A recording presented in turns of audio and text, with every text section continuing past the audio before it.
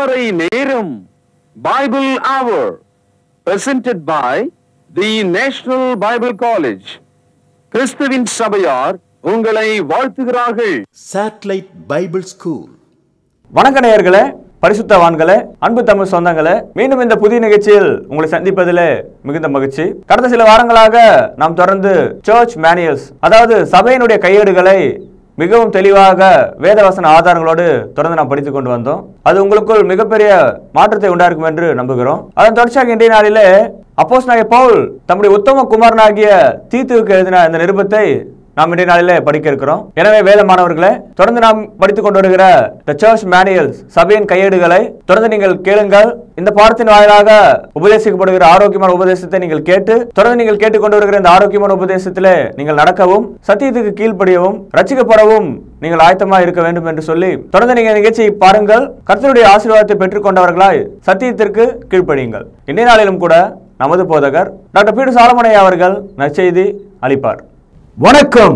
தேசிய வேதாம கல்லூரி மாணவ கண்மணிகளே, தோழர்களே, அருமை பெற்றோரே, உலகளாவிய என் தமிழ் சொந்தங்களே, தி நேஷனல் பைபிள் காலேஜ் வழங்கும் ஆன்லைன் வகுப்புகளுக்கு உங்களை வரவேற்று உங்களை ஆசீர்வதித்து நெஞ்சார உங்களை வாழ்த்துகிறேன்.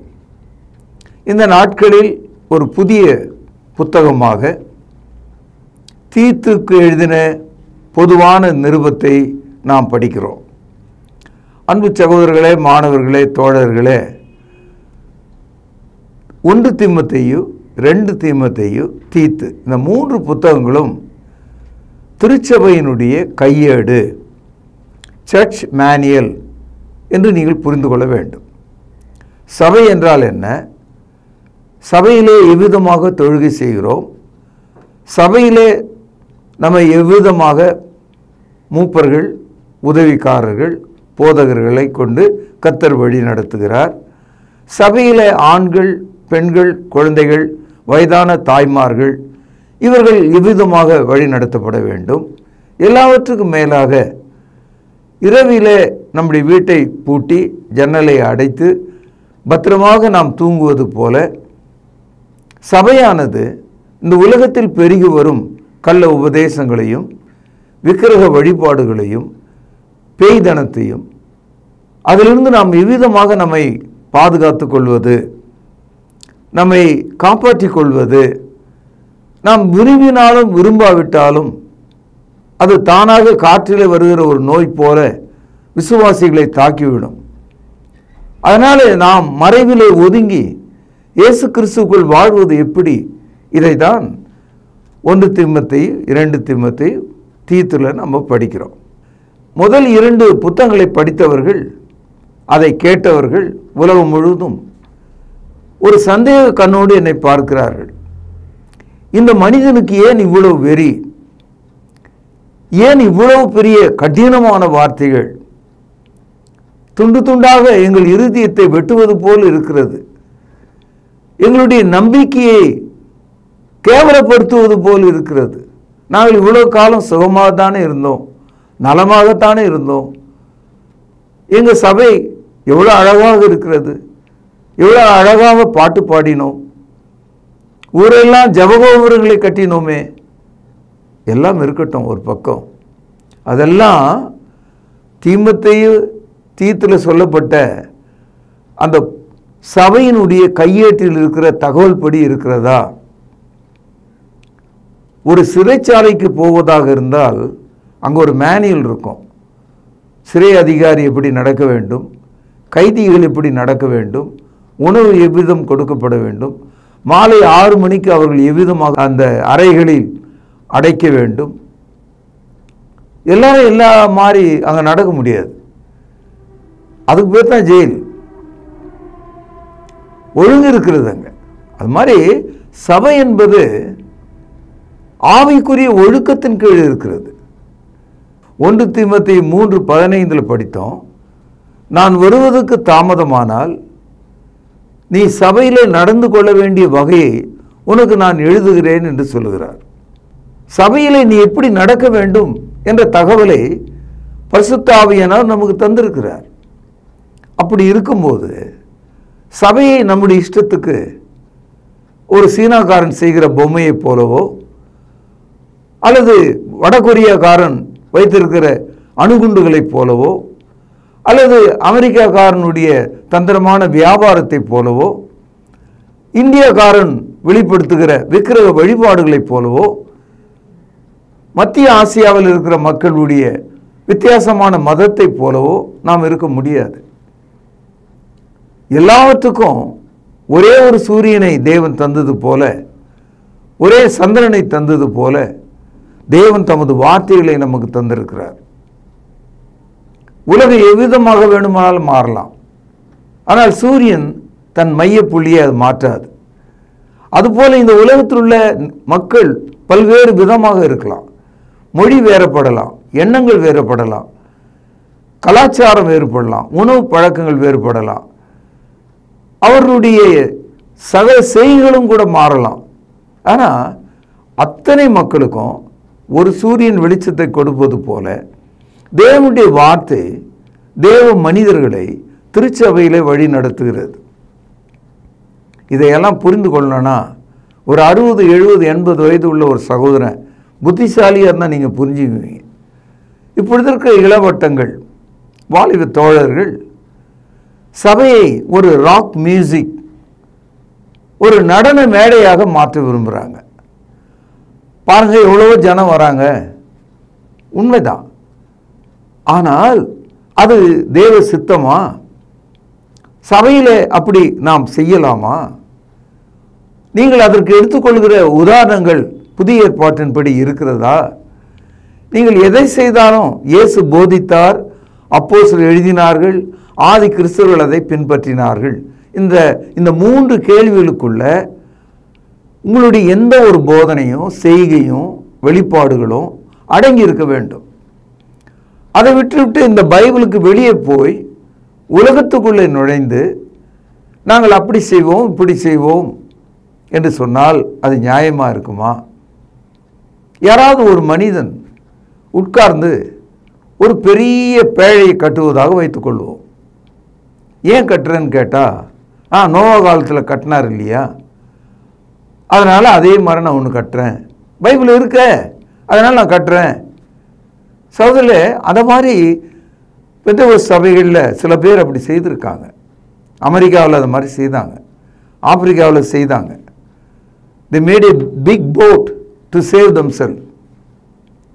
அன்பு சகோதரர்களே, புதிய ஏற்பாட்டில் அவ்விதமாக யாராவது செய்தார்களா, செய்யும்படி சொல்லப்பட்டார்களா, அது பரிசுத்தாவினுடைய போதனையா என்று கவனிக்கணும்.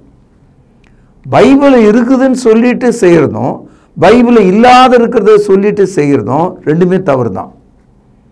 புதிய ஏற்பாடு நம்ம கொடுத்த கட்டளைகளையே கவனிக்கணும் நம்ம. ஏன்னா நியூ டெஸ்டமெண்ட் அப்படி நம்ம சொல்லும்போது தேவன் நமக்கு எல்லா மனிதருக்காகவும் பொய்யுரையாத தேவன் நமக்கு இந்த ஏற்பாட்டை தந்திருக்கிறார். God cannot lie. God is always truthful. அவர் சத்திய பரராக இருக்கிறார். அவர் நமக்கு தந்த ஆவி சத்திய ஆவி என்று அழைக்கப்படுகிறார். அவர் நமக்கு தந்த வசனங்கள் சத்திய வசனங்கள் என்று சொல்லப்படுகிறது. கிறிஸ்தவத்தை சத்திய மார்க்கம் என்று அழைக்கிறார்கள். இப்பொழுது உங்களுக்கு புரியுதுங்களா? அன்பு சகோதரர்களே, இந்த தீத்து என்ற வார்த்தை வாலிபனுடைய பெயர். தீமுத்தை போல அவனும் கூட ஒரு young man. perhaps he may be around 25 to 30 years old. ஒரு 30 வயது கூடிய ஒருவனாக இருந்திருக்கலாம். இந்த தீத்து என்பது ஒரு இத்தாலிய பெயர். ரோமர்கள் அந்த பெயரை வச்சிருந்தாங்க. தீமுத்தை என்பதும் ஒரு ரோம பெயர் தான். இயேசு கிறிஸ்துக்கு பிறகு 70வது ஆண்டில் எருசலேமினுடைய பேரழிவை குறித்து படிக்கிறோமே, அதை முன்னின்று நடத்தினுடைய பெயர் கூட டைட்டஸ் தான், தீத்து தான். தீத்து ராயன் என்று அவன் அழைக்கப்படுகிறான், டைட்டஸ் த எம்பரர். அப்படியானால் இந்த தீத்து என்ற பெயர் அரச குடும்பத்தில் வருகிற மக்களையே காண்பிக்கிறதாக இருக்கிறது. It's a Royal name. அவ்வளோ பெரிய பெயரை வச்சிருக்காங்க. இன்றைக்கி நம்ம மத்தியில் அலெக்சாண்டர்னு பேர் வச்சுருப்பாங்க.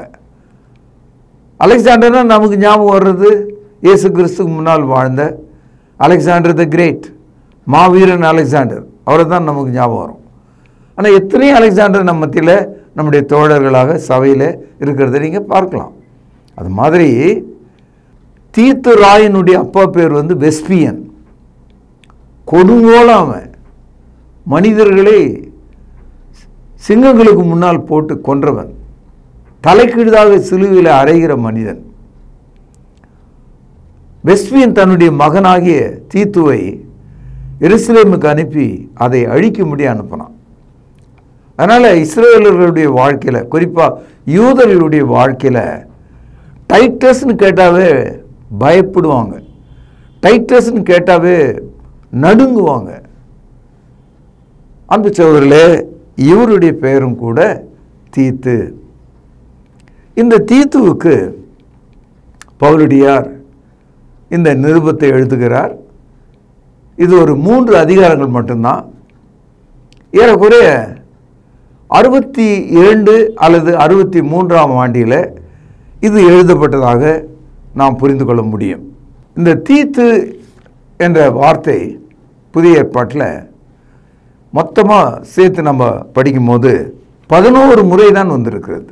ஆனால் இந்த தீத்துவும் கூட அப்போஸ்தலனாகிய பவுலுடைய நம்பிக்கைக்குரிய உத்தம குமாரர்களில் ஒருவராக இருக்கிறார். இந்த உத்தம குமாரன் என்ற வார்த்தைக்கு இங்கிலீஷில் பிலவட் சன். எப்படி இயேசு கிறிஸ்து தேவனுடைய பிலவட் சன்னாக இருக்கிறாரோ, உத்தம குமாரனாக இருக்கிறாரோ, அவ்விதமாக தீத்து பவுலடியாருக்கு உத்தம குமாரராக இருக்கிறார். அன்பு சகோதரர்களே, சபையில் இருக்கிற விசுவாசிகளை பார்க்கும்போது மூப்பர்கள் அங்குள்ள சபை மக்களை உத்தம பிள்ளைகளாக, குமாரர்களாக, குமார்த்திகளாக பார்க்கணும். அப்படி ஒரு பார்வை இருந்தால் உங்கள் சபை மிக ஒழுக்கம் நிறைந்ததாக இருக்கும். இந்த புத்தகம் 3 விஷயங்களை குறித்து பேசுகிறது. ஒன்று, பொதுவான ரட்சிப்பை குறித்து பேசுகிறது, காமன் சால்வேஷன். இரண்டாவது, தேவன் நமக்கு வாக்களித்த நித்திய வாழ்வு, நித்திய ஜீவனை குறித்து பேசுகிறது. மூன்றாவது, பரிசுத்த ஆவியை நாம் எவ்விதமாக அனுபவிக்கிறோம் என்று பேசுகிறது. Number 1 salvation, number 2 eternal life, number 3 த ஹோலி ஸ்பிரிட். அன்பு சகோதரர்களே, இந்த புத்தகத்தில் இந்த 3 காரியங்களை பின்னி பிணைந்து தான் பரிசுத்த ஆவியார் நம்மோடு பேசுகிறார். சபையானது இன்னைக்கு இருக்கிற காலகட்டத்தில் ஒவ்வொரு சபையும் ஒரு கோணலாக போச்சு. இப்படி தங்க விலை இவ்வளவு இன்னைக்கு உயர்ந்து விட்டது, இன்னைக்கு கொஞ்சம் இறங்கி இருக்குது அப்படின்னு தினமும் பார்க்குறேன் இல்லையா? இதெல்லாம் எங்கிருந்து வருது இந்த வார்த்தை அப்படின்னா, உலக சந்தைன்னு ஒன்று இருக்குது. அவங்க அதை இவ்விதமாக சபையானது ஒரு 3000 பிரிவுகளை உடையதாக இருக்கிறது. அப்படின்னா இதை பிரித்ததுக்கெல்லாம் காரணம் யாருன்னு நீங்கள் யோசிக்கணும். அவர்கள் சபைக்கான உத்தரவை சொல்லக்கூடிய 1 தீமோத்தேயு 2 தீமோத்தேயு தீத்துவை அவங்க படிக்கலைன்னு அர்த்தம். அவங்க படிக்காமல் போனதுனால they do not understand the orderliness of the church. Therefore they cannot walk properly, uprightly in the church. சபையினுடைய ஒழுக்க கட்டுப்பாட்டுகளையும் நடக்க வேண்டிய விதிகளையும் அவர்கள் மறந்து விட்டார்கள், தெரிந்து கொள்ளாமல் போய்விட்டார்கள். ஒவ்வொரு நாளைக்கும் ஒன்று சொல்லக்கூடிய மக்களாக நாம் மாறிட்டோம். ஒன்று நீங்கள் கவனிச்சிங்களா? ஆதாமிலிருந்து வந்த மனிதன் எந்த மாற்றத்தையும் அடையலை. ஆதாமிலிருந்து வந்த மனிதன் வெவ்வேறு தோற்றம், வெவ்வேறு முகநாடி, நிறங்கள் எல்லாம் இருந்தாலும் அடிப்படைத்தன்மை எதுவுமே மாறல. அவன் மனிதனாகவே இருக்கிறான். அவன் மிருகங்களைப் போல 4 காலால் நடக்காம நிமிர்ந்து நடக்கிற ஒரு ஸ்பீஷியஸாக இருக்கிறான். மனிதன் ஒருவனால் மட்டும் நன்மை தீமையை பகுத்தறிய முடிகிறது. மனிதன் ஒருவனால் தான் கடந்த காலத்தையும் எதிர்காலத்தையும் பற்றி சிந்திக்க முடிகிறது. மனிதன் ஒருவனால் தான் உணவை சேகரித்து உண்ணவும் விண்வெளிகளுக்கு பயணம் செய்யவும் அறிவை உடையவனாக இருக்கிறான். அப்போது மனிதனுக்குள்ள அடிப்படை தன்மை எதுவுமே மாறல. ஆதாமிலிருந்து வந்த நமக்கு ஒரு ஆத்மா இருக்கிறது, ஆதாமிலிருந்து வந்த நமக்கு ஒரு ஆவி இருக்கிறது, ஆதாமிலிருந்து வந்த நமக்கு ஒரு மரணம் இருக்கிறது. இதில் எந்த மாற்றமும் இல்லை, இல்லையா? அது மாதிரி சபையும் கூட கிறிஸ்துவின் சரீரமாக இருக்கிறதுனால, சபைக்கு கிறிஸ்து தலையாக இருக்கிறதுனால, சபையை பரிசுத்த ஆவியினர் ஆட்சி செய்கிறதுனால, சபையில் எழுதப்பட்ட வசனங்களாகிய பரிசுத்த வார்த்தைகள் இருக்கிறதுனால அந்த ஒழுங்கை நாம் கை கொள்ள வேண்டியது அவசியமாக இருக்கிறது. இதை நான் ஏறக்குறைய கடந்த 25-30 வருடங்களாக சொல்லி கொண்டிருக்கிறேன். இப்பொழுது தான் மக்கள் கவனிக்கிறாங்க. போதகர்கள் ரகசியமாக கவனிக்கிறான், உணர்கிறார்கள். திருச்சபை மக்கள் இதை கவனிக்கிறாங்க, புரிஞ்சுக்கிறாங்க. ஆனால் அதுக்கப்புறம் மறந்து விடுகிறார்கள். எப்படி சினிமா நட்சத்திரங்கள் அந்த மேடையில் வரும்போது ஜனங்க அப்படியே குவிகிறாங்களோ, கூடுறாங்களோ, மயக்கமாக அவரை பார்க்கிறாங்களோ, அவ்விதமாக இந்த உலகத்தை பார்க்க அவர்கள் போயிட்டாங்க. இயேசு கிறிஸ்து இந்த வார்த்தையை கேட்டார், நீங்கள் யாரை பார்க்க போனீங்க? வனாந்திரத்தில் இருக்கிற ஒரு மனிதனை பார்க்க போனீங்களான்னு கேட்டார். அதே மாதிரி தான் இன்றைக்கி சபை யாரையோ ஒருவனை பார்த்து கொண்டிருக்கிறது. எந்தவித அடையாளம் இல்லாத மக்களை பார்த்து கொண்டிருக்கிறது. நான் ஒன்று சொல்கிறேன், காலஞ்சென்ற டிஜிஎஸ் தினகரன் எந்த உபதேசத்தை பின்பற்றினார்? அவர் கத்தோலிக்கரா? அவர் புராட்டஸ்டண்டா? அவர் பெந்தேகோஸ்துக்காரரா? நான் ஏன் இந்த பகிரங்கமாக சொல்கிறேன்னா, நீங்கள் புரிஞ்சுக்கணுன்றதுக்காக. நான் இப்போ 3 கேள்வி கேட்டேன்ல, நீங்கள் ஒரு பதிலுக்கு வாங்க. அவர் யாரை குழப்பினார்? எப்படி குழப்பினார்? எப்படி ஆயிரக்கணக்கான மக்களை தன்னுடைய கூட்டத்துக்கு அவரால் கூட்ட முடிந்தது? சரி, அந்த கூட்டத்துக்கு வந்தவங்கள்லாம் அவர்கள் எப்படிப்பட்ட மக்களாக இருந்தாங்க? கூட்டம் முடிந்து அவர்கள் திரும்பி போகும்போது அவர்கள் எந்த சபைக்கு போனாங்க? எந்த உபதேசத்தை பின்பற்றினாங்க? சென்னையில் பெரும் கூட்டங்கள் நடக்கும். அங்கே வருகிற இந்து மக்கள் மற்றவர்கள் ஒரு பேப்பரில் எழுதி, ஐயா நான் ரட்சிக்கப்பட விரும்புகிறேன், நான் சபைக்கு போக விரும்புகிறேன் என்று சொல்லி கடிதங்கள் கொடுப்பாங்க. அடுத்த நாள் கூட்டத்தில் அந்த பேப்பரை வச்சுக்கிட்டு அவர் என்ன பதில் சொன்னார்? உங்கள் வீட்டுக்கு பக்கத்தில் பைபிள் படி நடக்கிற ஒரு சபைக்கு போங்க. எவ்வளோ குத்து மதிப்பாக சொன்னார் பாருங்க. அவரால் கத்தோலிக்க சபைக்கு போங்கன்னு சொல்ல முடியல, புராட்டஸ்டன்ட் சபைக்கு போங்கன்னு சொல்ல முடியல. எவ்வளோ பெரிய குழப்பம் பாருங்க. காணிக்கை கேட்டார், காணிக்கையை பெற்றுக்கொண்டார், காலம் முழுதும் ஜெபகோபுரங்களை உருவாக்கி தன் சொத்தாக மாற்றிக்கொண்டார். என் அன்பு சகோதரர்களே, இது ஒரு உதாரணத்துக்கு தான் உங்களுக்கு சொன்னேன். அவர் பிறக்கும் போதும் புராட்டஸ்டன்ட் மனிதனாக தான் இருந்தார், அவர் வாழும்போதும் புராட்டஸ்டன்ட் மனிதனாக தான் வாழ்ந்தார், அவர் திருமணமான போதும் புராட்டஸ்டன்ட் மனிதனாக தான் இருந்தார், அவர் செத்து அடக்கம் பண்ணப்படும் போதும் புராட்டஸ்டன்ட் மனிதனாக தான் அடக்கம் பண்ணப்பட்டார். நான் சொன்னது ஏதாவது தவறு இருந்தால் நீங்கள் என்கிட்ட பேசலாம். அவருடைய உபதேசம் யாரை நோக்கி பார்த்தது? அவரால் ரட்சிக்கப்பட்ட மனிதன் எங்கே போனான்? என்ன ஆனான்? இதன் கீழே அவனுடைய அடையாளம் இருக்கிறது. அவன் தீர்த்து புத்தகத்தை படித்தானா? தீமோத்தேயு புத்தகத்தை படித்தானா? வேதாகமத்தை படிக்கிற மனிதனாய் மாறினானா? என் அன்பு சகோதரர்களே, இதையெல்லாம் நீங்கள் தலையை வலிக்கிறது, இதெல்லாம் விட்டுருங்க, சந்தோஷமாக சொல்லுங்க, அவங்களெல்லாம் விட்டுடுங்க. பைபிள் இருக்கிறத மட்டும் சொல்லுங்கள். பைபிள் இருக்கிறது தான் நான் உங்களுக்கு சொல்கிறேன். இதுதான் பைபிள் இருக்கு. பைபிள் இருக்கிறது இல்லைன்றதுக்கான உதாரணங்கள் இவர்கள்லாம். ஏனென்றால் தேவன் நமக்கு தமது வார்த்தையை கொடுக்கும்போது எப்பொழுதுமே அவர் மாற்றி மாற்றி பேசுகிறவர் அல்ல. இதை தான் தீத்து புத்தகத்தில் நம்ம படிக்கிறோம். பாருங்க, 3வது வசனம், பொய்யுரையாத தேவன், கவனிச்சிங்களா, ஆதி காலம் முதல் நித்திய ஜீவனை குறித்து வாக்குத்தத்தம் பண்ணி அதை குறித்த நம்பிக்கையை பற்றி தேவ பக்திக்கேதுவான சத்தியத்தை அறிகிற அறிவும் விசுவாசமும் தேவனால் தெரிந்து கொள்ளப்பட்டவர்களுக்கு உண்டாகும்படி. இந்த ஒரு வசனம் போதும். இவ்வளோ நேரம் நான் சொன்னேன், அத்தனையும் இந்த ஒரு வசனத்தில் இருக்கு.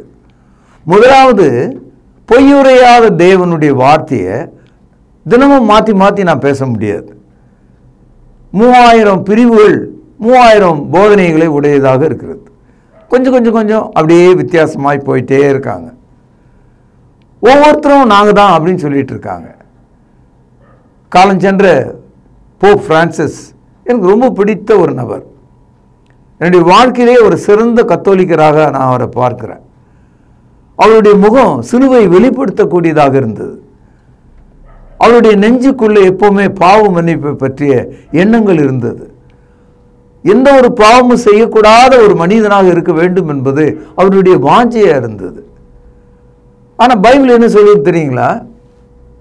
ஸ்திரீயின் இடத்துல பிறந்த ஆளு வாழ்நாள் குறுகினவனும் சஞ்சலம் நிறைந்தவனுமா இருக்கிறான். பாவமே செய்யாத மனிதனே இல்லை. நமக்குள்ள பாவம் இல்லை என்போமானால் நம்மை நாமே வஞ்சிக்கிறோம். இப்ப சொல்றேன், போப் இருக்காரு, அவங்களுடைய கொள்கையின்படி ஒரு முறை ஒரு மனிதன் போப்பாக நியமிக்கப்படும் போது அவங்க நம்பிக்கை என்ன தெரியுங்களா? அவர் பாவமற்றவர். Pope is an infallible person. He cannot be drawn under this sin. பாவத்தின் கீழே அவர் வரமாட்டாரு. பாவமற்றவர். இதுதான் கத்தோலிக்கத்தின் நம்பிக்கை.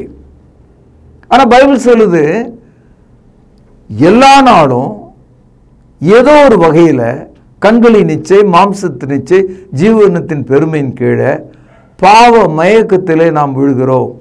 நமக்குள் பாவம் இல்லை என்று சொல்லுவோமானால் நம்மை நாமே வஞ்சிக்கிறோம். கர்த்தரையே, கடவுளையே குற்றப்படுத்துகிறோம். சத்தியம் நமக்குள்ளே இல்லை அப்படின்னு பைபிள் போதிக்குது. இப்போ சொல்லுங்க, பிரியமான அற்புதமான மனிதன் கூட அவருடைய கொள்கையின் கீழே எப்படி இருக்காருன்னு பாருங்க.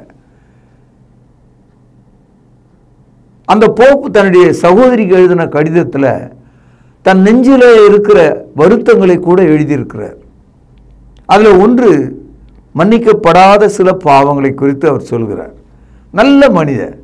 ஆனால் அவருடைய கொள்கை என்னன்னா பாவமே இல்லை என்ற ஒரு நிலையில் அவர் நியமிக்கப்படுகிறார். போப் இஸ் இன்ஃபாலிபிள் பர்சன் சொல்றாங்க. No sin. But according to New Testament, every man is a sinner. Without sin you cannot live. You are a part of sin in this world. நமக்குள் பாவம் இல்லை என்போமானால் நம்மை நாமே வஞ்சிக்கிறோம். இப்படி ஒரு வசனம் தெரியுமா உங்களுக்கு? 1 யோவான் 1 அதிகாரம் 8வது வசனம், புதிய ஏற்பாட்டில் 325வது பக்கம். நமக்கு பாவம் இல்லை என்போமானால் நம்மை நாமே வஞ்சிக்கிறவர்களாயிருப்போம், சத்தியம் நமக்குள் இராது. கவனிச்சிங்களா? அப்படி இருக்கும்போது இந்த கொள்கைகள்லாம் விபரீதமாக இருக்கிறது. இப்போ தீத்துல என்ன சொல்றாரு? பொய்யுரையாத தேவன் ஆதி காலம் முதல், அதாவது ஆதி காலம்னா ஃப்ரம் த பிகினிங் டைம், ஆதி ஆமத்திலிருந்து எடுத்துக்குவோம், அல்லது உலக தோற்றம் முதல் எடுத்துக்குவோம். ஆதி காலங்கள் முதல் நித்திய ஜீவனை குறித்து வாக்குத்தத்தம் பண்ணி, God promised eternal life. ஆதாம் ஏவாளுக்கு தேவன் நித்திய ஜீவனை சொல்லியிருந்தார். நீ ஜீவ விருட்சத்தின் கனியை புசித்தால் உனக்கு மரணம் நேரிடாது, நன்மை தீமை கனியை புசித்தால் உனக்கு மரணம் நேரிடும். அப்படியானால் நித்திய ஜீவனை குறித்த வாக்குத்தத்தத்தை ஆதாமுக்கு தேவன் சொல்லியிருந்தார். எல்லா மனிதர்களுக்கும் சொல்லியிருக்கிறார். இன்றைக்கு உங்களுக்கு சொல்லுகிறார், you have eternal life. ஆகவே ஆதி காலம் முதல் நித்திய ஜீவனை குறித்து வாக்குத்தத்தம் பண்ணி அதை குறித்த நம்பிக்கையை பற்றி தேவ பக்திக்கு ஏதுவான சத்தியத்தை, தேவ பக்திக்கு ஏதுவான சத்தியம் எங்க இருக்கு? புதிய ஏற்பாட்டில். தேவ பக்திக்கு ஏதுவான சத்தியத்தை கவனிங்க, அறிகிற அறிவும் விசுவாசமும் அறிகிற அறிவு. அறிவு என்பது அறியப்படுவதால் வருகிறது. சத்தியத்தை நாம் அறிகிறோம் அப்படின்னா என்ன அர்த்தம்னா, படித்தோம்னா புரிஞ்சுக்கிறோம். எது சத்தியன்றது நமக்கு தெரியுது, எது பொய்ன்னு நமக்கு தெரிகிறது. அறிகிறதுனால் வருவது அறிவு, நம்பிக்கையினால் வருவது விசுவாசம். ஆகவே அறிகிற அறிவும் விசுவாசமும் தேவனால் தெரிந்து கொள்ளப்பட்டவர்களுக்கு உண்டாகும்படி. இங்கே தான் இருக்குது சிக்கல். யார் தேவனால் தெரிந்து கொள்ளப்பட்டிருக்கிறானோ அவனுக்கு இது விளங்குது. தேவனால் நீங்கள் தெரிந்து கொள்ளப்படவில்லைன்னா நீங்கள் படிச்சுட்டு ஏதோ மேலே ஒரு காக்கா எச்சம் விழுந்தா அதை கழுவிட்டு போகிற மாதிரி ஒரு நாளும் கடந்து போயிடுவீங்க. என் அன்பு சகோதரர்களே, இந்த உபதேசத்தை, நித்திய ஜீவனை குறித்த அந்த வாக்குத்தத்தத்தை தேவன் எவர்களை தெரிந்து கொண்டாரோ அவர்களுக்கு அது விளங்குகிறது. தேவன் எவர்களை முன்குறித்தாரோ அவர்களை அழைத்தார். எவர்களை அழைத்தாரோ அவர்களை நீதிமானாக்கினார். எவர்களை நீதிமானாக்கினாரோ அவர்களை பரிசுத்தமாக்கி தேவனுடைய பிள்ளையாக மகிமைக்குள் கொண்டு வருகிறார். இதை தான் ரோமர் 8ஆம் அதிகாரம் 29ஆம் வசனத்தில் நாம் படிக்கிறோம். தேவனால் தெரிந்து கொள்ளப்பட்டவர்களுக்கு இந்த வாய்ப்பு இருக்கிறதா? அந்த செயலில் இந்த ஒரு வசனம் உள்ளத்தில் ஒரு நதி போல ஓடினால் உன்னுடைய இருதயம் ஏதேன் தோட்டம் போல மாறும். அந்த தோட்டத்தில் ஜீவ விருட்சத்தை நாடுகிற ஒரு மனிதனாக நீங்கள் இருப்பீங்க. மரணம் காணாத ஒரு வாழ்வுக்காக நீங்கள் உங்களை அனுமதிக்கலாம். உங்களுடைய குடும்பம் உருவாக்கப்படலாம். என் வீட்டு சாப்பாட்டில் எனக்கு வேண்டிய அளவுக்கு உப்பு போடுறதுக்கு எல்லா உரிமையும் எனக்கு இருக்கிறது. என் சாப்பாட்டையும் என் உப்பையும் நான் சம்பாதித்தேன் கடவுள் கொடுத்த இந்த 10 விரலால். அதுபோல விசுவாசிகளாகிய நீங்கள் உங்கள் சாப்பாட்டையும் உங்கள் உப்பையும் சாப்பிட்டுக்கிட்டு எதுக்கு இன்னொருத்தன் சொல்கிறதெல்லாம் கேட்டுன்னு இருக்கீங்க? உங்களுக்கு நித்திய ஜீவனை குறித்த வாக்குத்தத்தத்தை தேவன் செய்திருக்கிறார். அந்த அறிவையும் விசுவாசத்தையும் தேவன் தருகிறார். தேவனால் தெரிந்து கொள்ளப்பட்டவர்களுக்கு இது உண்டாயிருக்கிறது என்ற அறிவு வந்த பிறகு சபையில் கொடுக்குற உப்பு, சபையில் கொடுக்குற சோறு சாப்பிட்ற ஒரு ஆளாக நீங்கள் ஏன் இருக்கீங்க? உங்கள் வழியை பாருங்கள். முதல்ல உங்களை காப்பாற்றிங்க. சோதோம் குமாராவில் லோத்து அவனுடைய குடும்பம் தன்னை காப்பாற்றிக்கிட்டான். நோவா காலத்தில் நோவானுடைய குடும்பம் தன்னை காப்பாற்றி கொண்டான். வரப்போற கொடிய காலத்தில் நீ உன்னுடைய குடும்பம் காப்பாற்றப்பட வேண்டும்.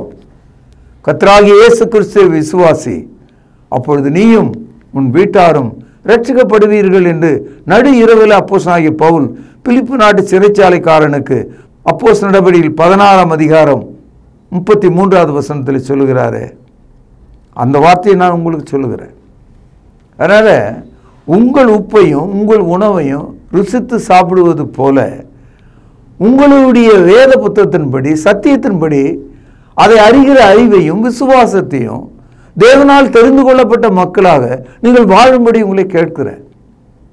இந்த செய்தியை கேட்டு எனக்கு விளங்கலன்னு சொல்கிற ஒரு ஆளும், இந்த மாதிரி ஒரு செய்தியை கேட்காம போன ஒரு ஆளும் எவ்வளோ ஆபத்தாக இருக்கிறாங்க என்று நினச்சி பாருங்க.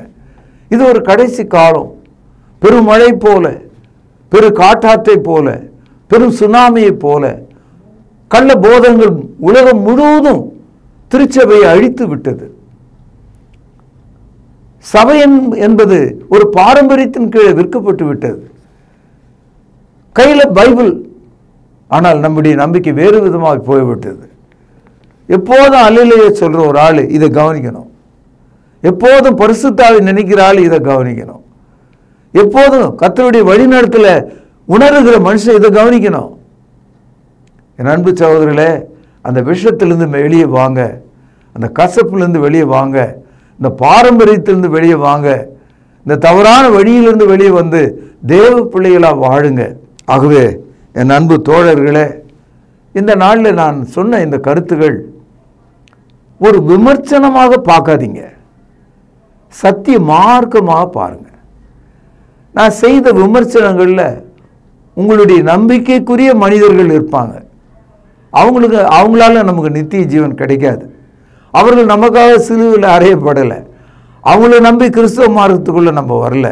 இயேசுவை நம்பி வந்தோம். பரிசுத்த ஆவிக்குள்ளே வாழ்கிறோம். சத்திய வசனத்தினால் போஷிக்கப்படுகிறோம்.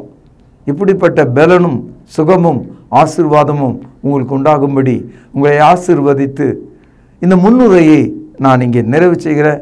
இதனுடைய தொடர்ச்சியை நாளை நாம் கவனிக்கலாம். பிரார்த்தனை செய்வோம்.